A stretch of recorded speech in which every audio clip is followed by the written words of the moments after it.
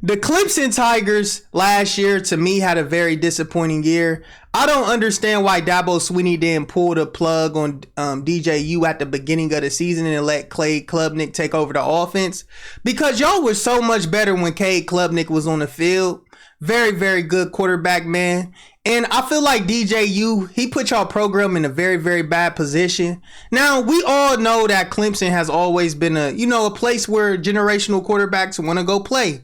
Trevor Lawrence, Deshaun Watson, everybody. Y'all get what I mean. And DJU, everybody thought he was the next one. But listen, he transferred to Oregon State.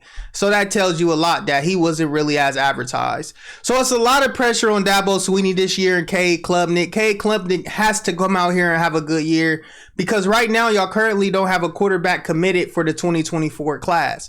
Now, I don't know if that's NIL or, just Dabo just can't get a quarterback. But Dabo Swinney, even though I don't like him as a coach, I still respect him because he has won national championships, and I always respect a winner. Clemson fans could be mad and don't agree or why I feel the way that I feel. I just have my certain feelings on Dabo Swinney, and that's just me, you feel me?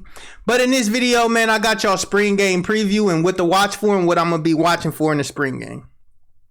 First, I already know that y'all quarterback this year is going to be Cade Klubnik. I think he's a good quarterback. But in the spring game, I want to see improvements in Cade Klubnik's game, such as his throwing ability.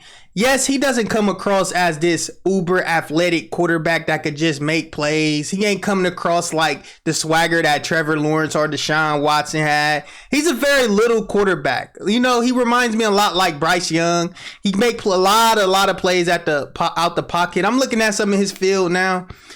But one thing that I want you guys to pay attention to in this game is y'all's wide receiver play.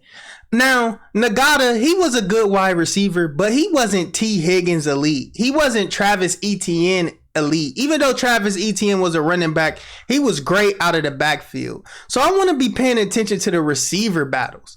In the comment section, y'all tell me who will be the top 5 receivers for you guys in the spring. But that's one thing that I want to focus on is y'all's new offense. Listen, y'all got Garrett Riley. Garrett Riley just led TCU to a national title game last year. Listen, he is he will get it deep. He want to throw it deep. He want to make explosive plays. You feel me? He ain't that old school running down your throat type coach. He want to get innovative, spread that ball out and make plays. You feel me? And Clemson, they traditionally are a run team and operate their best out of play action. So I want to be looking forward to that. I want to see if y'all got an air raid system going on over there. What's going on? Because Clemson always put a formidable defense on the field. Listen, I always got respect for Clemson's defense. Clemson always has a great defense. But, y'all's offense got to come show up. And honestly, ever since y'all lost Trevor Lawrence, it has not been great ever since 2020. 2021, DJU disappointed. 2022, he disappointed again. So this is y'all most important, game. And Cade Klubnik, he got to come. He got to improve this summer because I watched him in the Tennessee game. Yes, he has a lot of things good about him. A lot of things. But one thing that I think he need to improve on is his pocket precision. The way that he makes plays in the pocket.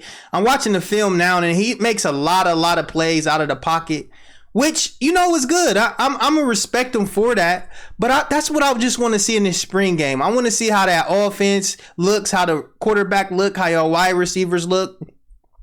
Now let's move on to the defense. On the defensive side of the ball, I want to see how that defensive line look. I know y'all got some studs returning. You feel me? Very, very good football players, always at Clemson. But what has been lacking these last couple years that a lot of people haven't really been, talking about is y'all's cornerback play. Y'all lost a great quarterback in Kendricks to the Georgia Bulldogs, and he helped lead them to a national championship the year before. So y'all lost him. And that's just what I want to see. I just want to see what the defense secondary look like.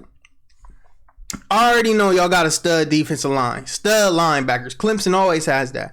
It's the secondary play. In the comment section, y'all tell me who's going to be your top secondary players for this year. Listen, I just need somebody to stand out. And another thing, man, Clemson, y'all got to get back. Like, when I looked on the field last year, y'all do not look like the old Clemson. Y'all's offensive line don't look the same. I want to see how the offensive line body transformations has been for the summer. Listen, y'all used to look like an SEC school. Now y'all kind of just looking like a traditional ACC school. When y'all get on the field, y'all used to have them athletics freaks. You feel me? And another thing I want to see is Will Shipley. I want to see if Will Shipley actually made some improvements to his game. Yes, he came in with all the hype, but to me, he's nowhere near better than Travis Etienne. Travis Etienne was a really good football player. I don't see him being better than Travis Etienne. Travis Etienne was way more explosive, way more unstoppable. Trevor Lawrence was way better than Cade. But I think Cade Klubnik gonna be a pretty good year, man. But yeah, man, that's what I want to see in y'all spring game, and that's what I'm gonna be looking for. Love you guys. Make sure y'all subscribe to the channel, man. Hit that notification bell, man. I'm out. Peace.